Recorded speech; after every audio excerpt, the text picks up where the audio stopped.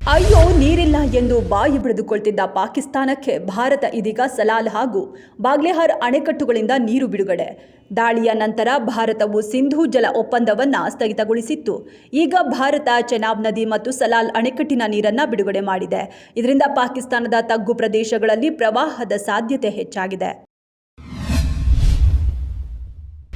ಬೈಯಪ್ಪನಹಳ್ಳಿ ಮತ್ತು ಎಂಜಿ ರಸ್ತೆ ನಡುವಿನ 6 ಮೆಟ್ರೋ ನಿಲ್ದಾಣಗಳಲ್ಲಿ ಸುಧಾರಿತ ಸಿಸಿಟಿವಿ ನಿಗಾ ವ್ಯವಸ್ಥೆ ಮತ್ತು ಎಐ ತಂತ್ರಜ್ಞಾನವನ್ನು ಒಳಪಡಿಸಲಾಗಿದೆ.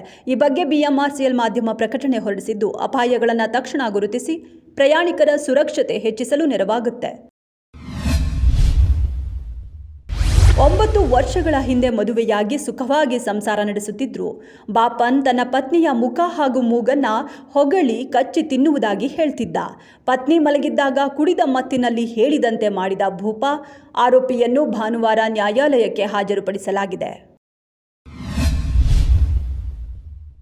ಆಪರೇಷನ್ ಸಿಂಧೂರ ಹೆಸರಿನಲ್ಲಿ ಮಿಲಿಟರಿ ಕಾರ್ಯಾಚರಣೆ ನಡೆಸಿರುವ ಭಾರತ ಸರ್ಕಾರದ ಕ್ರಮವನ್ನು ಎಚ್.ಡಿ. ದೇವೇಗೌಡರು ಮುಕ್ತ ಕಂಠದಿಂದ ಸ್ವಾಗತಿಸಿದ್ದಾರೆ.